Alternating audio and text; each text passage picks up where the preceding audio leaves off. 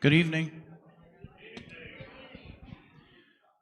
Good evening. Welcome to People's University, Lord Dunmore's War. I see there's still some books up here. We'll check and see who didn't claim theirs, and if there are any left at the end, I will give them to somebody. This Tuesday, the 30th, Steubenville novelist Harold Rogers, a young man who now lives in New York, and his parents are from Brazil, and his book is called Tropicalia. And next week, our final class will cover the indigenous struggle for independence and Dunmore's War, and our old friend Travis Henline is coming back for that one. So that'll be August 1st.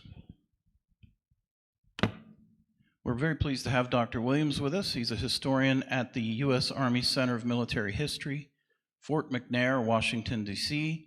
He has served as the historian of the National Museum of the U.S. Army Project, the Army Lewis and Clark Bicentennial Commemoration, and the National Park Service's American Battlefield Protection Program. He is the author of a number of books and articles, including the award-winning Year of the Hangman, George Washington's Campaign Against the Iroquois. He holds a PhD in history from the University of Maryland. Here he is, Dr. Glenn Williams.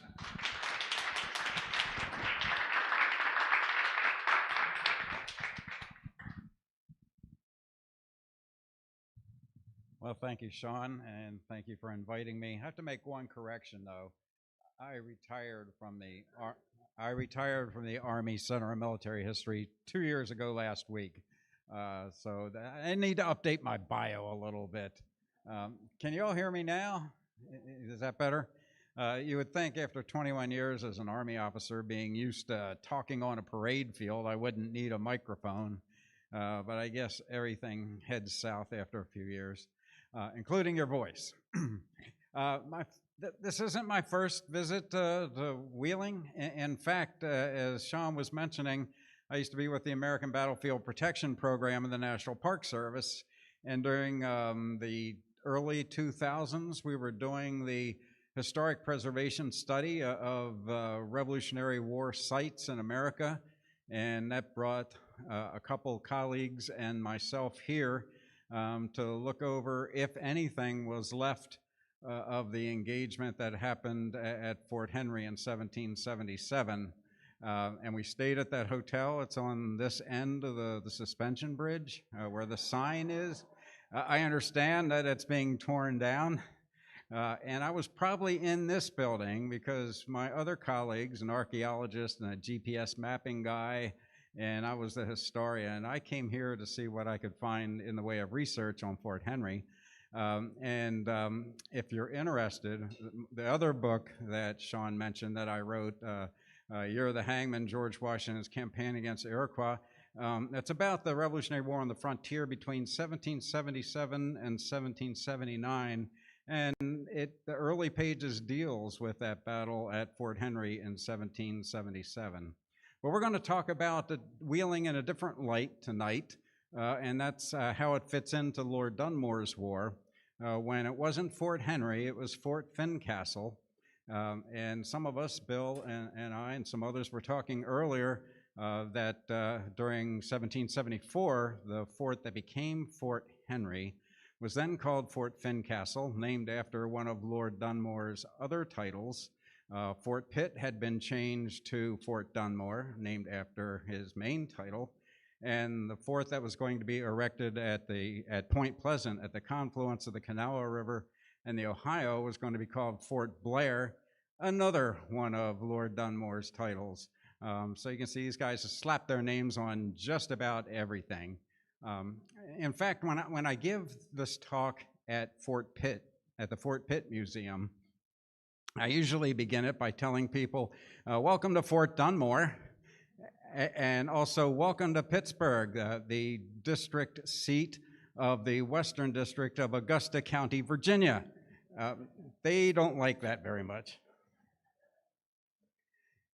Now, there's always a number of controversies surrounding Dunmore's War, especially on some of our university campuses, should I say. And you see a couple of them up there. Motivated by racism. Of course, they didn't think racism in those days. And as we go through this, I hope to address each one of these misperceptions. And I think it was more of a question of a clash of cultures on the frontier. And if I don't cover it in the course of the talk, please ask me about it when I get done. That was fought mainly as a land grab. Okay, that's one that really ticked me off. And if you read my other book, the Year of the Hangman, I do have a chapter on Dunmore's War, but I made every mistake that I railed against in the Dunmore's War book. Because when I decided to write on that, I corrected something. When I wrote the first one, I did what most other historians that write anything on Dunmore's War do, and that's rely mainly on Pennsylvania sources. Keep in mind, Pennsylvania and Virginia were locked in a very nasty boundary dispute over the forks of the Ohio, where Pittsburgh is now. And the Pennsylvanians were not going to say anything good about the Virginians. But unfortunately, a lot of my colleagues rely almost totally on the Pennsylvania sources when they write about Dunmore's War. That the Indians were all peaceful. Okay, we're going to try to bust that myth. That Virginia was the aggressor. This is one that really stuck in my craw. It was a British attempt to divert Americans' attention from the coming Revolutionary War. You see that one a lot, okay? Myths about how the Virginia militia was organized, how it fought. The biggest of these is that the Virginia fought Indian style, okay? I hope to bust that myth wide open. If I don't, please, if I miss any of these through the course of the talk, please ask me about them, because I hope to address each one of them as we go along. Now, we've all heard of the Proclamation of 1763, correct? Okay, if you haven't, or if you forgot. Basically, after the 7 Years' War, or the French and Indian War, as the theater here in North America was called, the king issued a proclamation that an arbitrary line drawn along the headwaters of all the rivers that flowed towards the Mississippi, from that line west, was reserved to the Indians as their hunting ground. Okay, not their homeland, their hunting ground. The problem with this was there were already thousands of settlers living beyond that line. The proclamation also did a couple other things. It created 4 new colonies, Grenada in the West Indies, East and West Florida, and Quebec. Quebec, don't think of as Canada. The province of Quebec in 1774 included not only what is the present province, the Canadian province of Quebec, but the U.S. states of Ohio, Indiana, Illinois, Wisconsin, Michigan, and even parts of other states to the west of the Mississippi. Who else claimed that as part of their charter land? Virginia. Although it was in Virginia's charter, that did not mean that it was automatically part of Virginia.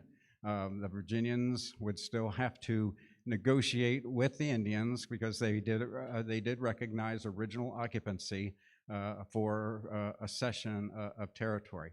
But when the king makes the proclamation that the land west of these rivers is reserved to the Indians as their hunting ground, the next line in the proclamation says, "Until our further pleasure is known." The Virginians always thought this was to be a temporary line. And surely it was. Like I mentioned, there was already thousands of settlers living west of that line. So the Lords of the Board of Trade contacted the two Indian superintendents, superintendents of Indian Affairs, Sir William Johnson in the north and Colonel John Stewart in the south, to negotiate with the 2 most powerful Indian polities. In the north, that would be the Six Nations, the Iroquois Confederacy, and in the south, that would be the Cherokees. To renegotiate these treaties, to open more areas up to manage Western expansion of the seaboard colonies. The first one we're going to talk about a little bit is the Treaty of Fort Stanwix, 1768, conducted at the old British fort, Fort Stanwix. One of the things that the proclamation said that any further Indian cessions of land had to be done as part of a treaty. They had to be officiated by a representative of the Crown. So Sir William Johnson, Superintendent of Indian Affairs for the British government, was that representative of the Crown, and it was a treaty.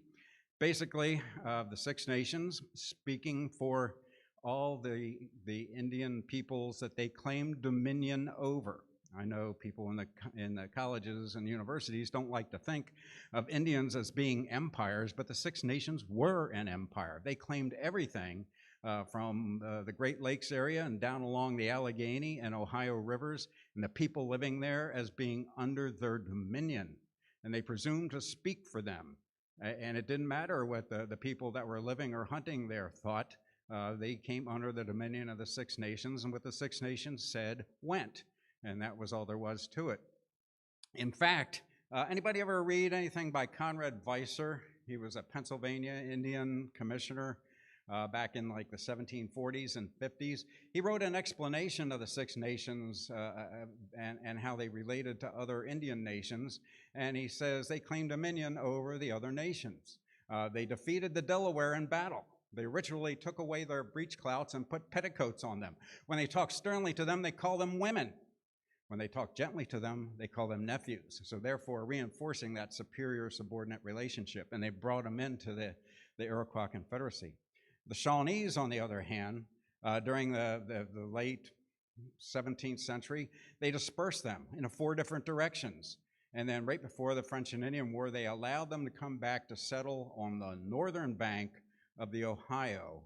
Now, Weiser says they didn't really defeat the Shawnees in battle, but they allowed them to live on the land over which they claimed dominion, and therefore claimed dominion over them as well. And then the next line says, for which the Shawnees mortally hate them. So there's going to be a lot of dynamics among the Indian peoples as well. Now, the Treaty of Fort Stanwix essentially moved the proclamation line west from Six Nations territory. The new boundary between the land open to settlement and the land still reserved to the Indians ran from Fort Stanwix. If you've ever been to Rome, New York, that's where Fort Stanwix was, down to the headwaters of the Susquehanna, down along the Susquehanna to the west bank, to the west branch of the Susquehanna, west to the Juniata, west to the Allegheny, along the Allegheny till it turns into the Ohio at the forks of the Ohio and the Monongahela, and then along the Ohio all the way to the Tennessee River. Now, at the same time, the Cherokee have to be considered as well. So in 1768, Colonel John Stewart also holds negotiations with the Cherokee, and they have the Treaty of Hard Labor Creek. And this kind of moves the boundary west a little bit to the Kanawha River and the mouth of the Kanawha at the Ohio. But this didn't sit well with either the Virginians or the Six Nations. The Six Nations said the Cherokee can't give that away. It's not theirs to give. It's ours by right of conquest.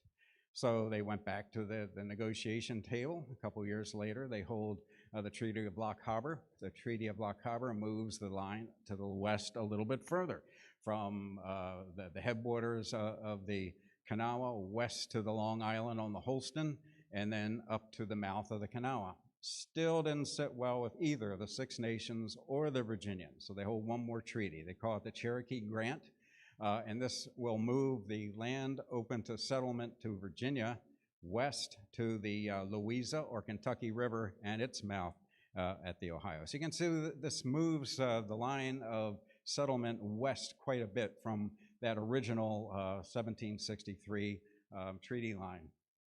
Now, at the same time, some people in Great Britain and Pennsylvania, there was a corporation of Pennsylvania and British businessmen that wanted to create a 14th colony inland, and they were going to call it Indiana, and most of it took up what is present-day West Virginia. And then they expanded it a little bit more, and they increased the size of it, and they wanted to call it Vandalia. Now, who's this going to tick off? It's going to tick off the Virginians. Okay, the Virginians claimed everything, like I said, as I mentioned before, including the forks of the Ohio, which Pennsylvania also claimed. And we can go more into why that came about later, but just suffice it to say, the Virginians early got the upper hand in the boundary dispute with Pennsylvania over the forks of the Ohio. And to establish their claim on the forks of the Ohio, Lord Dunmore appoints John Connolly, that's his picture there on the lower right, as not only the militia commander of the Western District of Augusta County, headquartered at Pittsburgh, but also a justice of the peace for Augusta County. So it was established a civil government there and a military establishment there to solidify Virginia's claim over the area. Now, I don't know how much Jay went into Lord Dunmore's background last week, but if I repeat anything, just let me know, or if we have a little controversy here, Jay and I can arm wrestle for it later. When I was doing how many have been to Colonial Williamsburg, by the way? Okay, you go there, and the interpreters will usually tell you that Dunmore was this villain. He walked down Duke of Gloucester Street kicking cats and dogs and yelling at kids and things like that. But doing the research, I actually got to like the guy. And in fact, he was a pretty popular royal governor for what it was from 1771 until the beginning of the Revolutionary War.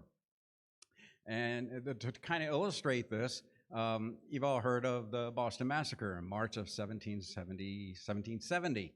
Well, that was mainly grew out of a protest over the Townshend duties, one of those unconstitutional acts Parliament foisted on the 13 colonies. Well, the same day as the Boston Massacre, it's Lord Dunmore who stands up in the House of Lords and seconds the motion to repeal the Townshend duties. And in his speech to repeal the Townshend duties, he says, Americans, if left to themselves, will soon be quiet. When he gets to the colonies, he's first appointed as Royal Governor of New York, and when he gets there, in his speech, he says the Constitution is fixed. He's talking about how Parliament has given in to the colonists' demands that bills having to do with raising taxes have to start in the lower houses of assembly in the various colonies. In Virginia, that would be the House of Burgesses. Now, when he gets his appointment as his commission as governor of Virginia, he has several military prerogatives, and you see them up there. He appoints the officers. In fact, he appoints all the officers. He signs all the commissions with the advice and consent of his council, which is the upper house of the Virginia legislature. They select the field officers, the colonels, the lieutenant colonels, the majors. When there's a new county established, they divide it into 10 companies, okay? And these are regional companies. Now, some companies might have 300 people in it. Some companies may have 50 people in it, but it's done regionally. And it's when the governor appoints the colonels, the county lieutenants, and they, in consultation with the major and the lieutenant colonel, they select the captains for these companies. His job, he is empowered to march people from the militia anywhere within his colonies. In his colony, he can raise not only the militia to actual service, that's what they called active duty then, actual service, or he can raise provincial regulars, like George Washington during the French and Indian War was a provincial regular, not a militia officer. They could draft men. You often hear that the militia was kind of like the National Guard. Wrong. I would say the militia was more like selective service. Everybody was in the militia.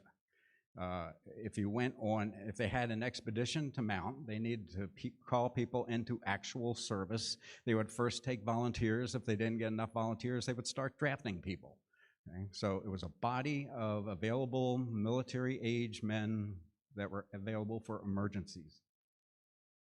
He could impress boats, equipment, and things like that. Anything that an army would need, he could impress at the government expense.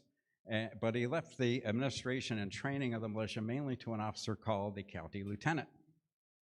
Now, this is called the power of the sword. Now, while Dunmore had the power of the sword, he also had these powers.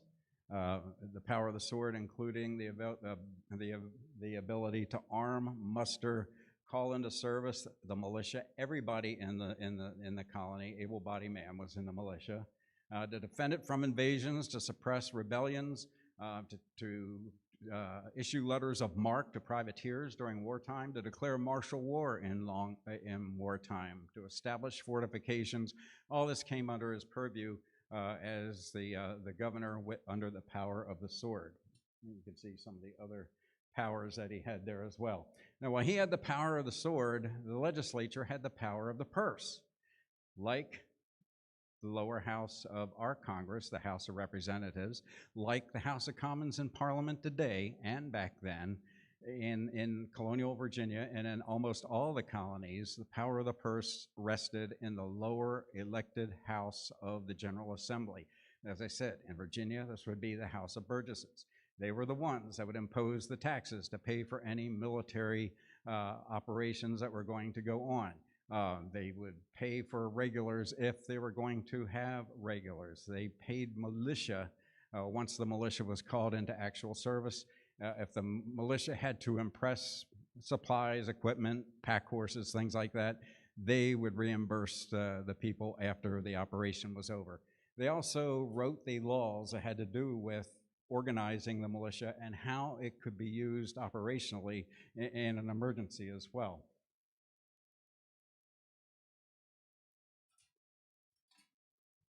Now, I've talked a little bit about county lieutenants.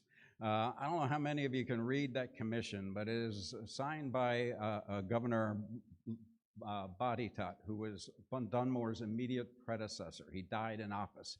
Dunmore was appointed to replace him. It was seen for Dunmore as a promotion because Virginia was the biggest, the wealthiest, the most populous of the Old English colonies, although Dunmore really liked it in New York, but he came here anyway. But you can see that commission signed by Lord Boditot over a county lieutenant of Albemarle County. And we don't usually think of this guy as a military man, Colonel Thomas Jefferson. You know, I was in the Army for 21 years, and I worked as an Army historian, and we used to have a little saying, you know, Thomas Jefferson, invincible in liberty, invisible on the battlefield. The portrait in the lower corner of the commission is Colonel Charles Lewis. He is the county lieutenant at the time we're talking about of Augusta County, Virginia. Notice the color of his uniform. Okay, that's his militia uniform. He was in the Virginia Regiment during the French and Indian War and had other military service like in ranging companies and things like that. But the important thing about this slide is what the county lieutenant was responsible for doing. His mission, his powers mirrored that of the royal governor only at the county level, to command, levy, and muster everybody in the county, to raise and march them anywhere, to assist the communities within his county and so forth, make sure they had the ammunition, the training, the discipline, et cetera, et cetera, et cetera. To do their job of defending their communities and defending the colony as well. As I mentioned before, when it came to appointing the captains, the county being divided into 10 companies, it would be the county lieutenant with the major and the lieutenant that would, the major and the lieutenant colonel, who would appoint the captains of the companies. And then together they would appoint the company officers, the lieutenants and the ensigns down in the various companies. The militia law. This is what the militia law required. Now, when I talk to some groups, I hear some folks say, well, my great whatever joined the militia in whatever date. Well, in this period, you didn't join the militia. When you turned 18, you were in the militia, okay? It came off the same set of documents that were used to raise taxes and things like that. Anybody that was a white male, able-bodied male, was a titleable, was in the militia. That would also be the list that they would take members for jury duty and things like that. Didn't mean you couldn't start drilling with the militia earlier, like at 15 or 16. But by 18, you were in the militia. There was no two ways about it. Everybody in the militia had to be armed. Okay, you had to have a firearm of some kind. In the lowland counties and the tidewater, this could be a musket or a fowling piece. In the mountains, they were more likely to have rifles, so you could substitute the rifle. Everybody had to have a bayonet. okay? Since a rifle cannot take a bayonet, you had to have something for the close-in fight. So if you didn't have a musket that would support a bayonet, then you could have a tomahawk to take the place of the bayonet. You were supposed to have a cartridge box to carry your ammunition. If you didn't have a cartridge box, you could substitute a powder horn and a shot pouch. The militia had to train regularly. The captains held what were called private musters. These were with their own companies. They were usually done at least 4 times a year during peacetime, more often in wartime. The county lieutenant would hold a general muster for all the companies in his county at least once a year, usually in the spring.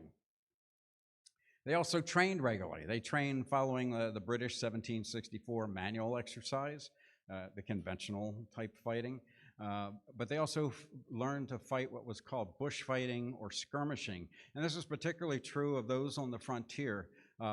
This is where I take issue with fighting like Indians. Okay, so the British doctrine for fighting in an enclosed country against irregulars was very similar to what we saw in the French and Indian War, but they had been doing it in Europe before the French and Indian War.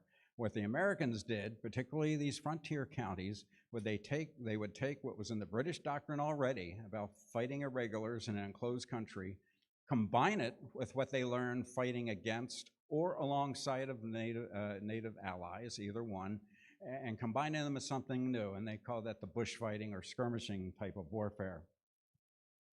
The way you would also fight Indians in those days was you would do something called the strategic offense and the tactical defense.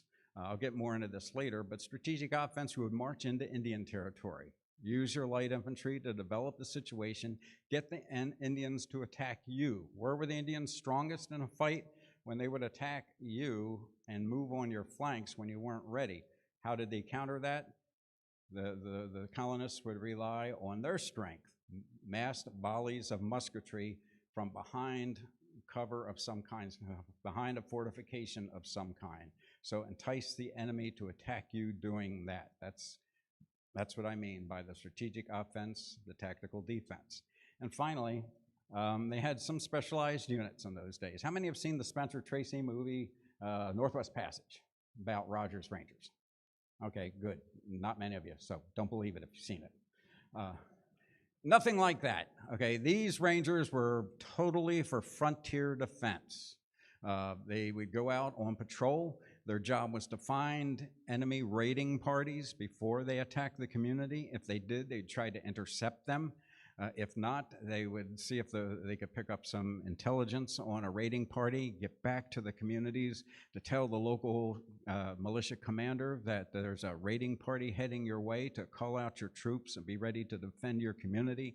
And after the raid, as the Indians were withdrawing back to their own country, they would pursue them and try to hound them and cause them some grief on their way back to the Indian towns.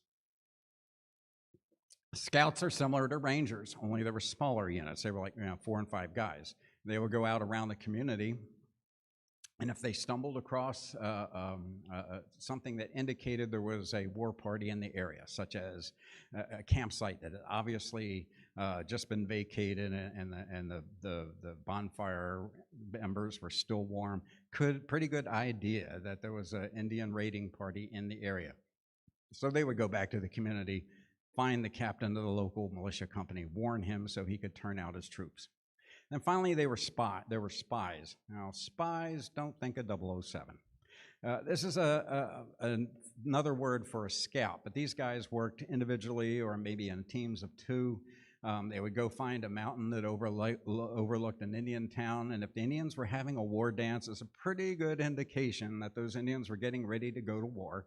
So they would go back to the community, tell the local militia commander that it looks like the Indians are getting ready to take the war path and to muster your troops. So that's where these folks come from. And if they're on duty, I probably failed to mention this earlier, militiamen didn't get paid just for going to drill like National Guardsmen or reservists do today. These guys only got paid if they were called out to do actual service, actual duty for about a week or more. Now in 1774, things started to heat up on the frontier. And that included here. Some of the early bloodshed takes place around Wheeling. The Shawnees were always itching for a fight. They were the ones that were thought most likely to start a war with Virginia. The other tribes that lived along the Ohio, not so much. But occasionally, a Shawnee hunting party would cross the Ohio to the South Bank. And this is where I talk about a clash of cultures. Now remember, I talked about the Six Nations just redrew the line. The new boundary between what was open to settlement was the Ohio River. Everything to the south of the Ohio belonged to Virginia. Everything north of the Ohio belonged to whatever tribal group happened to live there. So when a hunting party would cross to the south bank of the Ohio, the Shawnees said, okay, it's been ceded to Virginia, but that doesn't mean we can't still hunt here. Now, when a settler moves into an area, in those days, they would call it improving the territory or improving the land. How do you improve the land? Well, you cut down some trees, you build fences, you plant corn or tobacco or something else. You bring in cattle and they start grazing on the grass. You build a home. When you plow, you need a horse to pull the plow and so forth. Now, an Indian hunting party comes on to a farmer's or a settler's farm, and the cattle have made the deer scarce because they're eating the low-hanging vegetation. Well, they can't find deer, but there's a cow. So they kill the cow. Now they're going to spend the night. The trees have been chopped down. There's a pike rail fence. So they start disassembling the fence to build the fire. Well, they got to carry the meat back to the town. How are we going to do that? Well, there's a horse. So they're just hunting the way they've always hunted, just adapting to a new environment. What does the settler think? They've killed my cow, they destroyed my fence, they trespassed on my property, and they stole my horse. That's what I mean by a lot of this starts as a clash of cultures, different way of doing things in the area. Not so much, I would not blame it so much on racism. Although during various wars that were going on, there was a lot of bad blood between the two groups, but I think it's mostly due to this. Now, these incidents start occurring with more and more frequency. Traders along the Ohio start to be attacked to the point where first Connolly up in Pittsburgh issues a circular letter to all the militia commanders in the area saying pretty much to be on your guard because it looks like nothing can placate the Shawnees. Unfortunately, a lot of the settlers think the war has already started, not just to be on their guard. When he puts out this order, be on your guard, Michael Cressup is in this area here in Wheeling, along with some other surveyors and people working on different plots of land and stuff, and he kind of organizes them into a force to help defend Wheeling as it is. But there's also a group of guys led by two brothers called Greathouse upstream from here at the mouth of the Yellow River on the north bank. And they live on the south bank, of course, near a trading post called Baker's Bottom. Now, on the north bank, at the mouth of the Yellow Creek, there is a hunting camp of Mingo Indians. Now, Mingo are part of the Six Nations. They're British allies. They're peaceful. But the great houses don't think of them that way. They invite them over to the Baker's trading post, ply them full of liquor, and proceed to murder them, men, women, and children. Okay. After they do this, they immediately think we probably just started an Indian war, and they're the first people to leave, okay? To leave their neighbors to face the wrath of any Indians that are going to take revenge. Some of the Indians that were killed at Baker's Bottom are relatives of a leading Mingo warrior named Logan, and he is out for revenge. He gathers up 40 other warriors of the Mingo, and they cross over the Ohio and to attack settlements on the south bank of the Ohio. And they spread quite a bit of terror on the south bank. The Shawnees, who are already itching for a fight, join them. The Shawnees are much bigger. they have many more warriors that they put into the field, and are also crossing over to the south bank of the Ohio to raid settlements and farms, and they join the fight.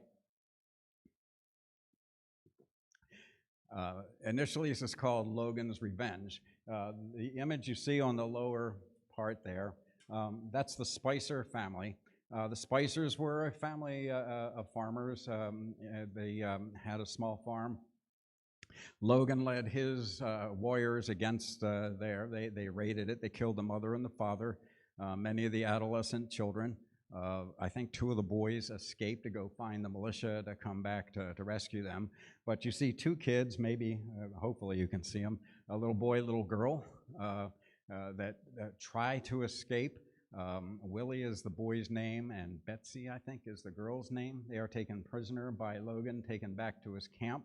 If I forget to tell you the rest of the story when I finish, ask me about the Spicer kids. But they become pretty famous as being captured during this early stage of Dunmore's war. And as the fighting spreads, the militia is called out more and more. A lot of the settlers flee. The Virginia authorities, both at the county level and the colony level, try to get them to stay, to not abandon their farms, but to maintain their farms, continue to farm, and to stand their ground. Now, the Shawnees kind of take over the war from the Mingo. They're still there. Not all the Mingo participate. The Shawnees are more likely to go to war, and they look for allies among the other tribal nations that are in the Ohio area. And this is where some Indian politics comes into it. They're looking for allies. Now, the 6 nations who claim dominion over all these people by right of conquest hold a council at Johnson Hall in the Mohawk Valley. That's the home of Sir William Johnson, the British Superintendent of Indian Affairs. And pretty much the 6 nations tell everybody, do not fight the Virginians. If you take sides with the Shawnees, you're going to have to answer to us militarily, diplomatically, economically. They try to get their own people, the Mingos, to stay out of the war, and they're pretty successful in doing that, except for the 40 or so that are following Logan.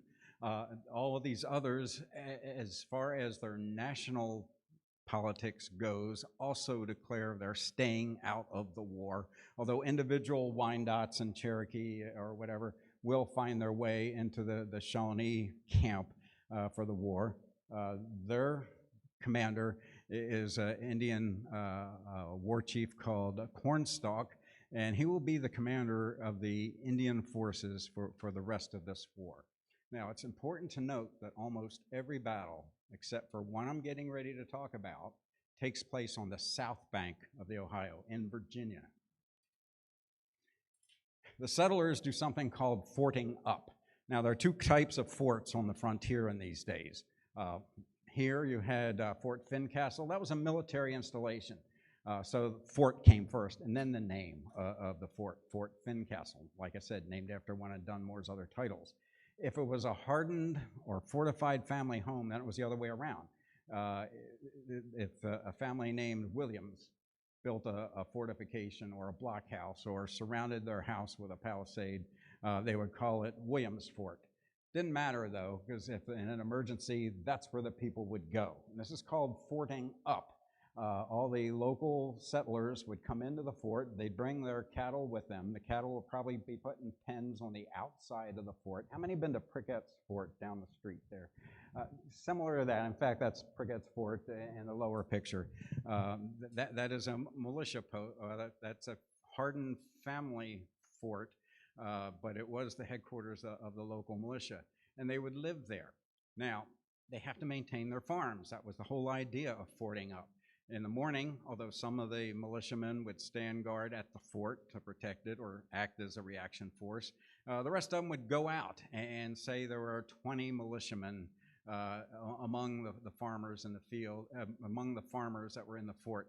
They'd go out to Farmer Williams' field, and half of them would stand guard while the other half worked the field. Then they go back in the fort at night. Then the next day, they go out to Farmer Smith's field, and half of them would stand guard while the other half worked the field. That way, the crops did not rot in the fields. They maintain their farms, they maintain the growing of crops and things like that. So that's what's called forting up. And then county lieutenants, basically the three westernmost counties, Augusta, Fincastle, and Botetourt.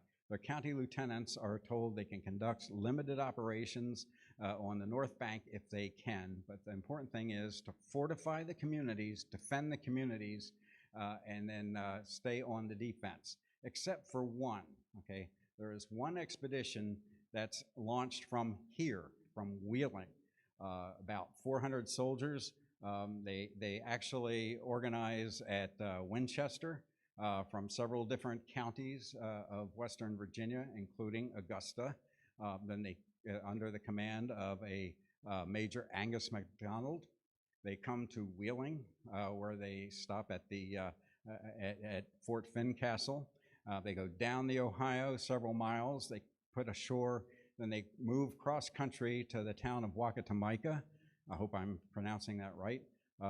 An Indian town on the Muskingum River. It's got several villages. Some of them are Shawnee, some of them are Delaware, some of them belong to other national groups.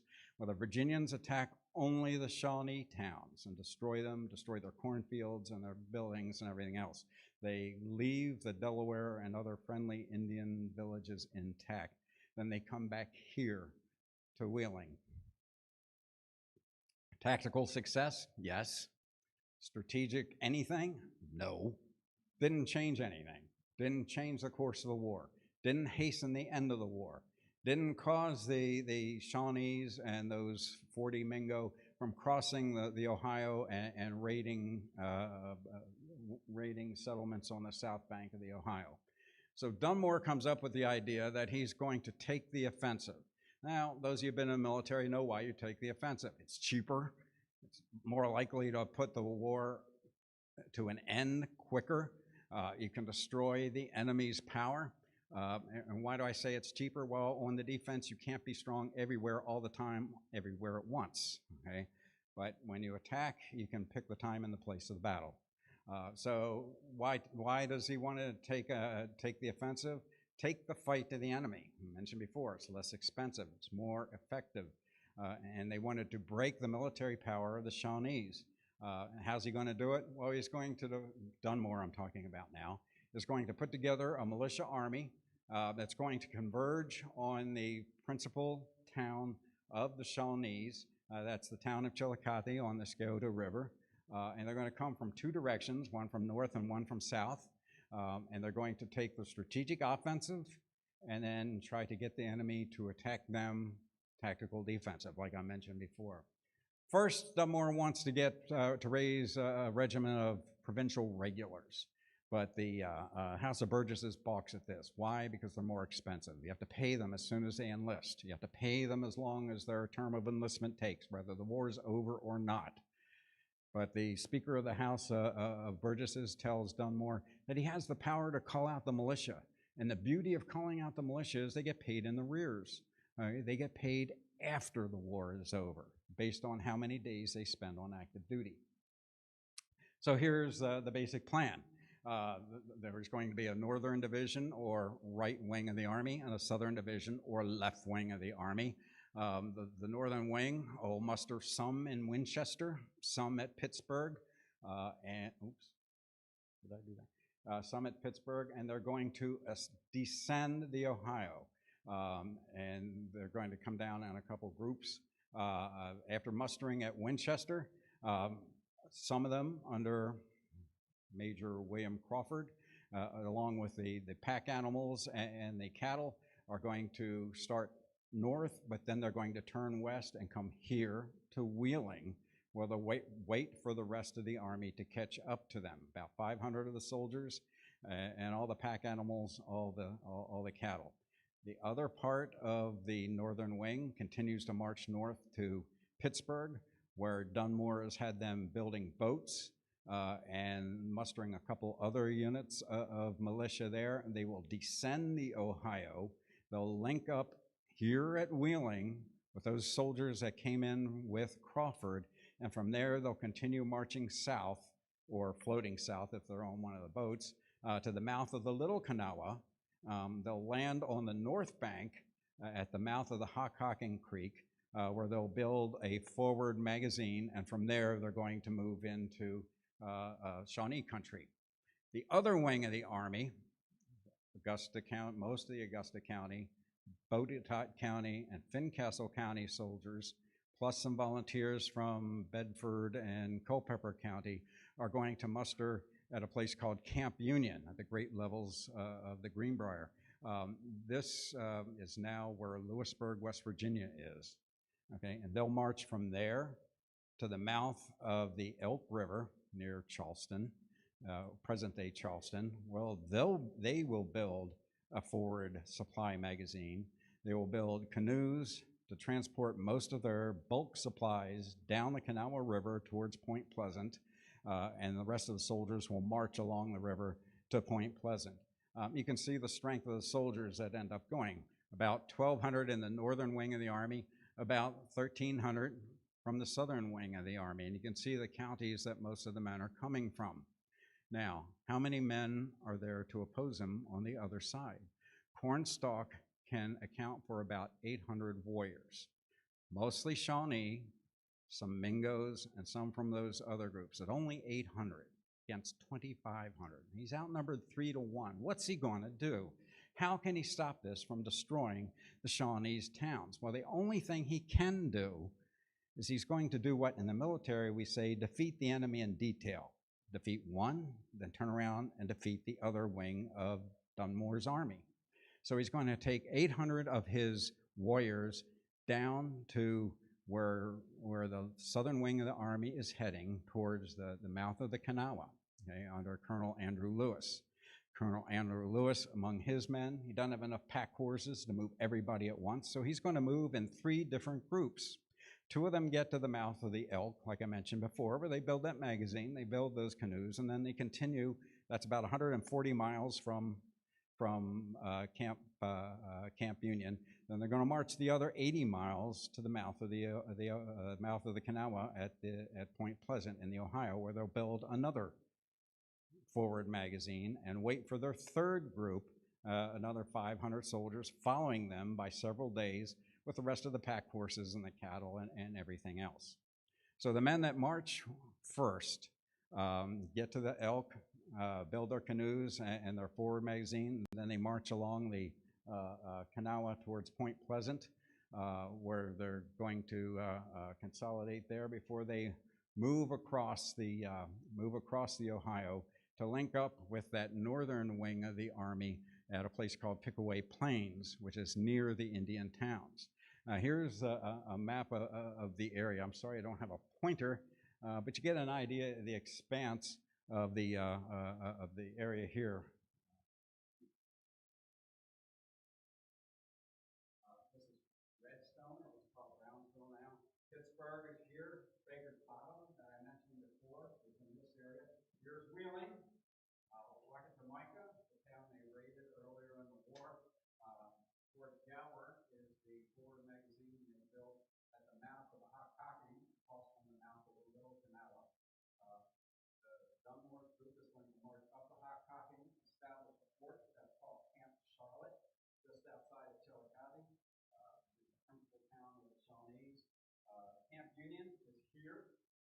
His men, Andrew Lewis's men, will march along the News. They'll turn into the Kanawha.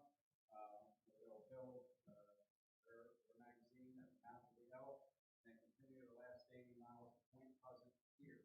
Once they establish their magazine, they'll cross the Ohio and join Dunmore, where he's going to build Camp Charlotte. How are they going to move? Well, if you've read anything about the French and Indian War, the British used this method of moving called the protected advance to great success, both in the French and Indian War as well as in Pontiac's War. And the American militia follows the same tactical doctrine as the British Army does, so they're doing the same. They have, in the middle, you have your pack horses and your cattle, and then on either side you have columns of marching soldiers. Outside of them you have what are called flankers. You have a vanguard out in front, a rear guard to the rear, so in case you're attacked from any direction, whether it's an ambush or an attack, they can repel that attack by the easiest way possible. We're going to concentrate first on the southern wing of the Army, the left flank of the Army, or the left wing of the Army. The first two groups of Andrew Lewis's army gets to Point Pleasant on the 6th of October. What else is going on in October at another place where two rivers come close to meeting in October of 1774? The First Continental Congress is meeting in Philadelphia at the same time. Andrew Lewis gets here with about 800 soldiers, mostly from Botetourt County, some from Fincastle, 2 companies from Fincastle, and Augusta County with a couple companies from Culpeper. They establish their camp. They're going to build their magazine there before they cross over the Ohio while they're waiting for Colonel William Christian to show up with the last 500 men of that wing of the Army. Their scouts have seen some Indians, but they think they're only hunting parties. They're nothing really to be concerned about. They establish their camp. Along the Ohio is mostly the Botetourt County line with 2 companies from Fincastle. Along the Kanawha is the Augusta County line with 3 companies from Culpeper with them. They put up a small breastwork. They build pens for their cattle and their pack animals. They build a small magazine, and they're waiting for Colonel Christian to show up. Now, remember, I said that Cornstalk, the only way he's going to stop Dunmore's army is to defeat them in detail.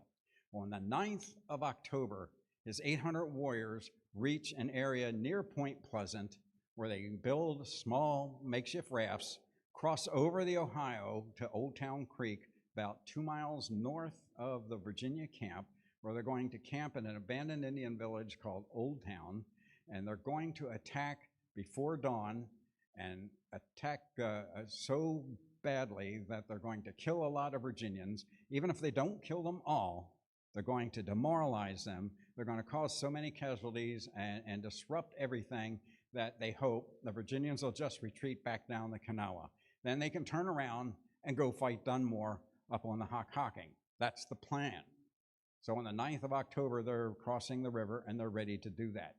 On the morning of the 10th of October, Andrew Lewis has already given orders that the cattle herders and the butchers will butcher the cattle that are in the worst shape first and feed them to the troops.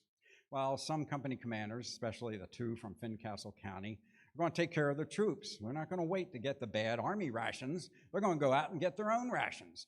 So each of those 2 companies picks 2 men to go out hunting. As the first one goes out, they step into, this is before dawn. Now the soldiers are starting to get up. They just haven't been beat to arms yet. Reveille hasn't sounded yet, but they're mostly awake. And the 2 hunting parties go out. The first hunting party steps into a clearing, and later on they say they could not cross the field because there were so many Indians laying asleep in that field. Indians wake up, start firing at them. The 2 men run back to the camp. As they run by the pickets, they yell out the password. They run straight to the officer of the guard and say, "We've just seen a whole lot of Indians out there." The drummers start to beat to arms. The men get up, they get their weapons, they start to get ready. They haven't eaten breakfast yet. The other 2 hunters step into a clearing, and Indians start firing at them first. One of them falls dead. The other guy makes it back, runs past the pickets, yelling the password, gets to the officer of the guard, tells him the same thing. Colonel Andrew Lewis, the commander, comes out to find out what's going on. The sergeant, the commander of the guard, says these 2 scouts have just said there are a lot of Indians out there. He thinks that they're a scouting party, a big scouting party, but a scouting party nonetheless. So he calls his 2 principal subordinates in. Captain Charles Lewis, his brother, who's commanding the Augusta County soldiers, and Colonel William Fleming, commander of the Botetourt County line. Says, probably the biggest mistake Andrew Lewis makes his entire military career that goes back to before the 1740s. He says, muster the first 150 men who are ready from each of your lines with a proper number of officers and go see what's in front of us. Okay? These units are not cohesive units that have trained together or anything like that. Group of 150 guys with officers, a lot of them have never worked with before. But they form 2 columns. Colonel Charles Lewis on the right. His will follow the Crooked Creek a mile up.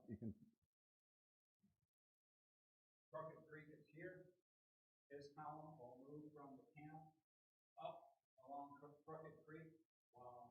Fleming's body cut line is moving parallel to him, moving along the Ohio, heading north to see what's in front of them. As Colonel Charles Lewis and his column move into an open area, gunfire breaks out. Charles Lewis is mortally wounded, some of his men wounded and killed, and he immediately knows he's going to die. He tells his men to fight on, fight bravely. He has one of his soldiers help him back to the camp where he will die later that day. The captains that take charge try to get their men out of column into line and to where the left end of their line can meet the right end of Colonel Fleming's right line. At the same time, almost at the same time, shooting erupts on the other side, and Colonel Fleming takes 3 bullets, and several of his men are wounded and killed as well. Fleming, however, will survive. He stays in the fight long enough to hand it off to Evan Shelby, who takes command of his line, as both lines, the Augusta and Body Tot lines, are trying to move together to form one solid line across the point. They have to give ground. They give ground about 300-400 yards, closer and closer to the camp. The men in the camp can see the fight eventually coming closer and closer to them. And at the time, the Indians are winning it. Andrew Lewis knows he has to do something. The commander of a 3-company corps from Culpeper County, Colonel John Field, is there, but he's on the expedition only with the rank of major because he's only commanding 3 companies. But with Fleming down and with Charles dying, Andrew Lewis has to put him in charge, raise him back to restore his colonelcy, puts him in charge of some reinforcements, about 200, 250 men, and sends them into the fight. They go into the fight to try to piece together that line. So the Virginia battle line goes straight across the point. They still give ground a little bit until finally it's stabilized and the Virginians finally hold. There's about 500 to 800 men. There's about 500 men on each side at least. If anybody has a numerical advantage at this point in the battle, it's the Indians have a numerical advantage. But the Virginians have stopped them, and the fight dissolves down into a slugfest of a firefight, and Colonel Field gets killed. Captain Evan Shelby, who'll be at Kings Mountain during the Revolutionary War, he takes over the fight on the line. And eventually, they start to push the Indians back to that broken ground here. There's high ground covered with woods here, and the Virginians were able to push the Indians back up to that area there. The fight is not over. The Virginians know they don't want to execute a frontal attack against Indians fighting from behind cover and having to attack uphill doing it when they don't have numerical superiority on the battlefield. But eventually, about 3 in the afternoon, they see Indian warriors carrying some of their dead and wounded comrades off the battlefield. They understand that they hid some of the bodies of the dead or threw them into the Ohio. The wounded, they put on those makeshift rafts, took them back across the Ohio, and eventually the Indians withdraw to the abandoned Indian town, Old Town, and cross the Ohio and head back towards Chillicothe. And the battle is over just as Colonel William Christian is showing up with the last of the 500 Virginians as the sun is going down. The Virginians have maintained the battlefield. They hold the battlefield at the end of the battle so they can claim the victory. And what's going on the other side? Now, Cornstalk is a commander in one of those unenviable positions to where he knows there's probably an enemy army between him and the town he's supposed to defend. So he and his men start to withdraw back to Chillicothe. The Virginians, on the other hand, as the reinforcements show up, they take care of their dead and wounded, and they prepare to cross the Ohio to join Dunmore at the Pickaway Plains. In the meantime, the other wing of Dunmore's army is advancing up the Hockhocking Creek to Pickaway Plains. When Andrew Lewis and his men cross over the Ohio to go join them, Cornstalk knows that the game is pretty much up. He calls his other leaders together and tells them we have a choice. We have a decision to make. We can do one of 2 things. We can kill our own women and children and put our own town to the torch because we know if we don't do it, the Virginians are going to. Or I can go talk to Lord Dunmore and see what kind of terms we can get to end the war. And that's what he does. Cornstalk goes to Camp Charlotte and meets with Dunmore, and the terms that Dunmore offers him are unbelievably lenient. The Virginians make no demands of land cessions from the Shawnees. They do demand that the Shawnees and Mingos and others who took captives in their raids on the South Bank repatriate those captives. Little Betsy Spicer is repatriated, by the way. Her brother, little Willie, has been adopted into an Indian family, decides to stay with his Indian family. Most others are repatriated back to their families. What else does he demand? Any horses taken in raids on the South Bank have to be given back to the Virginians. The Shawnees have to respect the terms of the Treaty of Fort Stanwix, where the Ohio River separates Virginia from Shawnee territory. Also, something that we would call most favored nation status. The Shawnees have to agree to trade mainly with Virginia traders, not Pennsylvania traders, after the war is over, and they have to reopen the trade on the Ohio. And then that pretty much ends the war. They have to agree that that's only a temporary armistice. They will meet again. Principal leaders of the Shawnee, their headmen, will meet with Virginia commissioners at Fort Pitt in March to hammer out the final treaty. To make sure they make it there, the Shawnees are required to turn over 6 hostages. Now, today we think the word hostages and we think terrible things, but this was not unusual in these days.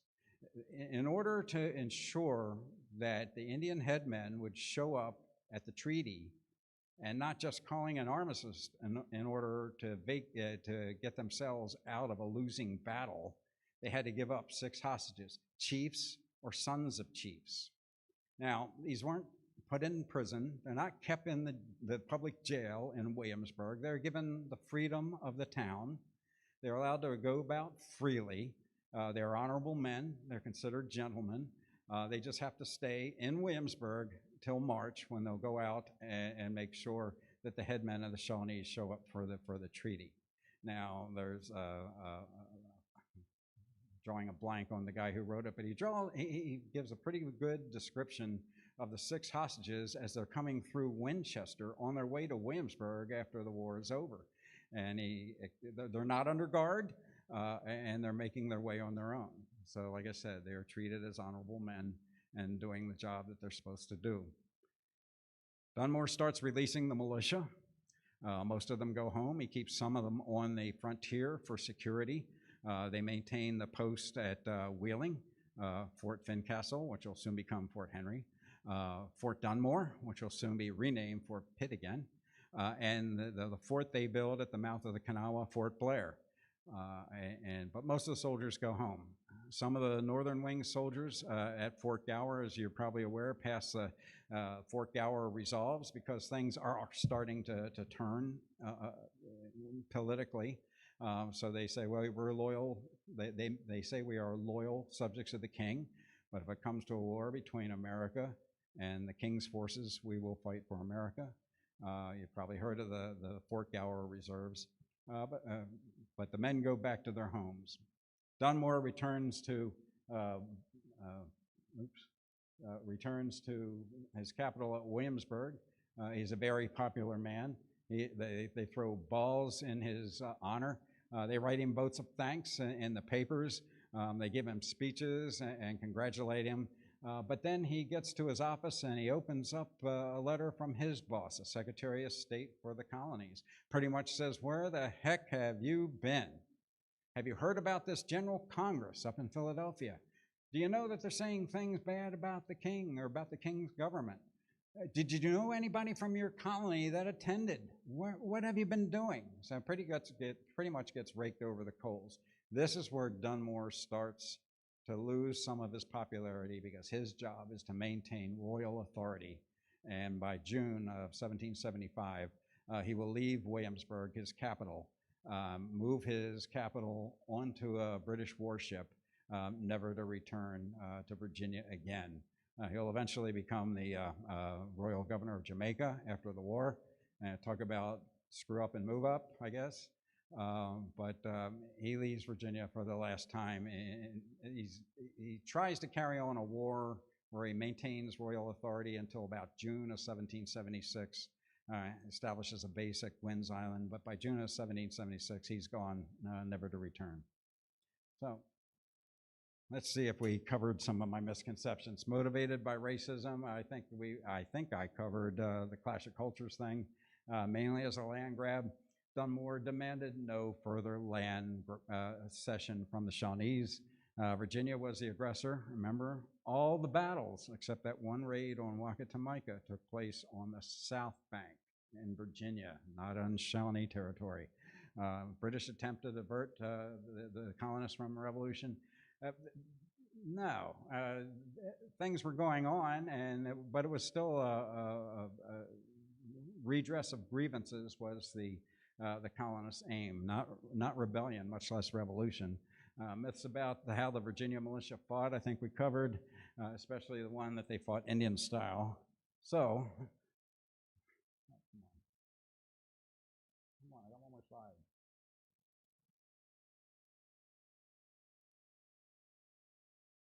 So, unless you have any questions, this ends my talk. Thank you.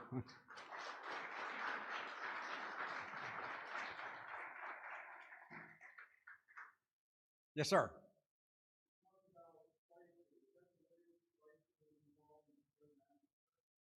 The witch massacre?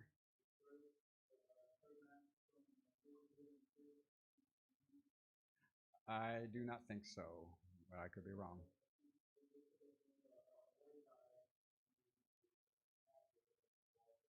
Mm-hmm.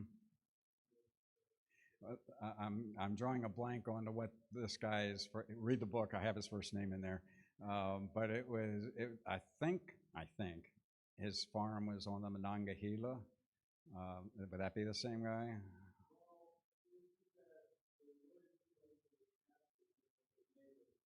Okay, gotcha. Yeah. Well, the little boy whose name was Willie, that is probably William, was taken captive, but he was only about 8 years old. And both he and his older sister are adopted into Indian families, but at the end of the war, Willie decides to stay with his adopted Indian family. He does come to visit his sister at least once when he's older, but I'm not sure if that's the same Willie Spicers you're talking about. Sir?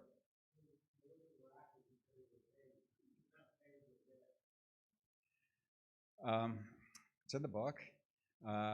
It was established by the House of Burgesses, and it was done on a per diem basis, how many days of actual service they did. And it was graduated by rank, as you would imagine. So off the top of my head, I can't tell you, but they got paid. The people that went on the expedition got paid, say, from the middle of September, by the beginning of September, they're on active duty, and they get paid till the beginning of November. Now, all the militia didn't go on the expedition. Some guys stayed back. Some were called constant guards. This is militia active duty, where they were posted at one of these forts to guard the community. Some guys only did periodic militia duty, like they would take over a fort for a week or so, and then they'd be relieved by other guys, so they get paid 2 weeks time in for that. The Rangers were on constant duty, but they're patrolling the frontier and not on the expedition. So it depended what they were doing, depended on their rank, depended on how many days of active duty they did. Now what a lot of confusion comes in afterwards, where some people say the Battle of Point Pleasant is the real first battle of the Revolutionary War. I think some of that confusion comes between because one of the things Dunmore wanted to do when he calls the Burgesses into session in June of 1775 is to get the militia paid. However, he leaves because he fears for his life and the safety of his family. So the Burgesses never tackle the business of paying the militia. But the Virginia Convention, when it meets in Richmond, does. And they pay the soldiers that went on the expeditions of Dunmore's War the same rate that they're going to pay the Minutemen and the militia and the state troops that are being called out to fight the Revolutionary War. So they're getting paid the same thing. And I think a lot of the confusion about being considered the first battle of the Revolutionary War comes from that fact.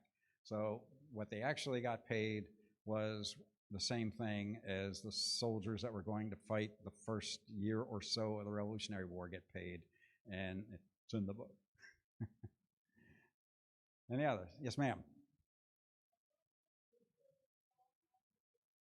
Okay, Cornstalk survives this war. Okay, in 1777, he goes to Fort Blair at Point Pleasant, which has been renamed Fort, what's the name? Randolph, when the Revolutionary War starts, named after Peyton Randolph. In 1777, when most Indians that had been allied with the British at some time, well, take that back. Most Indians come into the Revolutionary War on the side of the British. The ones that do come in on the side of the British do so in 1777. Cornstalk has enough about him to go tell Captain Matthew Arbuckle, who was also in Dunmore's War, who is now the commander of Fort Randolph, that the next time we meet will probably be on the battlefield. Now, unfortunately, there are some militiamen that have been called to duty to beef up the garrison at Fort Randolph, and one of them gets murdered by Indians while he's out hunting. And it's about the time that Cornstalk is in the Fort Randolph, with his son and another Shawnee chief.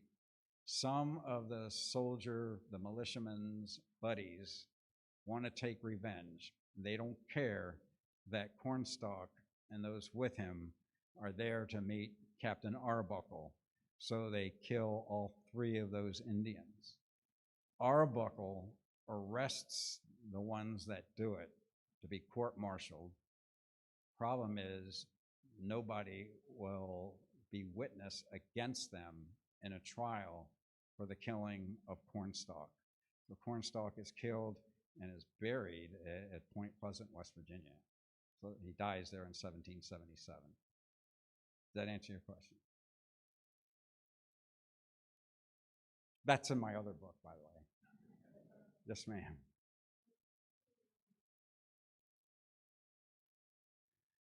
How many altogether, or at the Battle of Point Pleasant? The Battle of Point Pleasant, the Virginians lose about 86 out of a force that was there during the fight of about 800. So it's pretty good casualty rate among them. We don't know how many Indians, because like I said, they either hid or buried or threw their dead into the Ohio, so they wouldn't be scalped by the Virginians. So we don't know how many Indians were killed in the battle. But we do know about 80 Virginians were killed and a number wounded. The ones that were killed in the battle were buried at Point Pleasant. When they build the supply magazine and name it Fort Blair at Point Pleasant, it also has, part of it is used as a hospital for the men who are wounded, and they are treated there until they're evacuated back to their homes. The wounded go back on the canoes that they built at the mouth of the Elk, while the rest of the troops march back. So answer your question? Sorry, I don't know the number. There's no way to put a number on how many the Indians lost in the battle. We can only guess. Yes.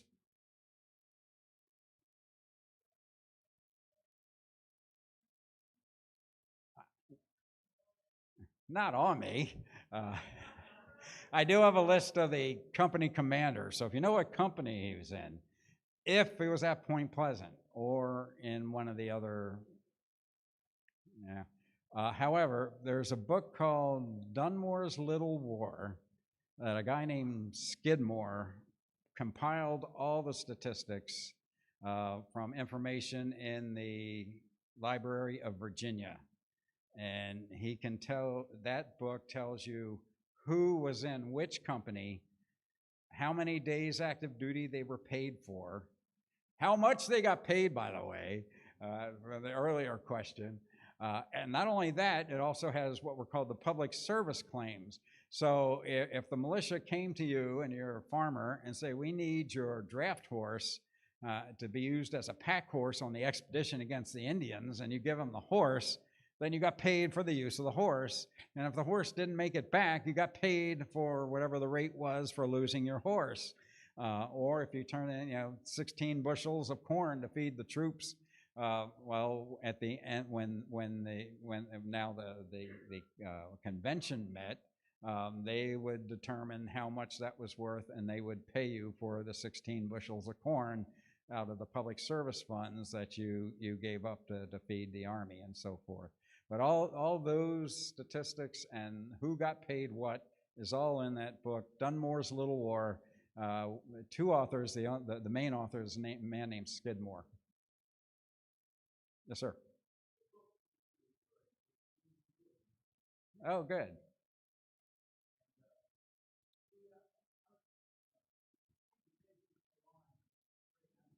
Thank goodness. We don't have to arm wrestle.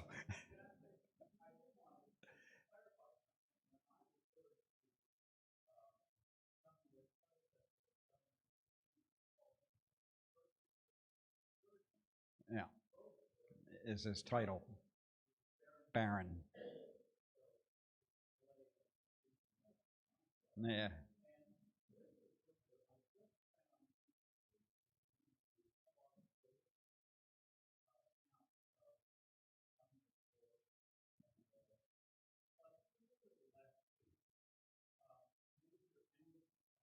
Right.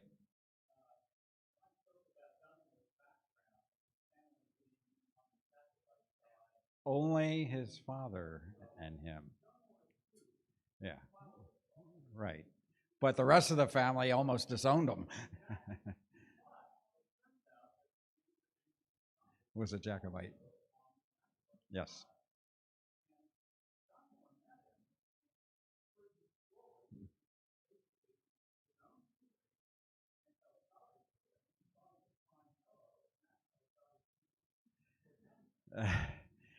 He was also in the French and Indian War, where he was an officer as well. Yeah. Yes. Yes. Yeah. In fact, that's how Dunmore assumed the title to begin with. As you know, some other folks might not be aware.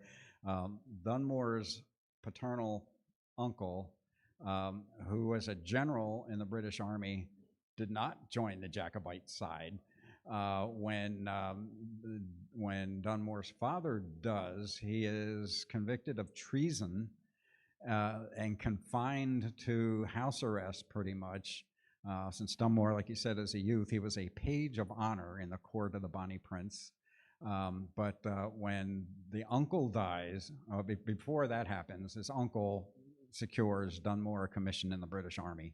But when his uncle dies, his father is allowed to become the third Earl of Dunmore, and when Dad dies, our guy becomes the fourth Earl because he gets pardoned eventually. Yeah.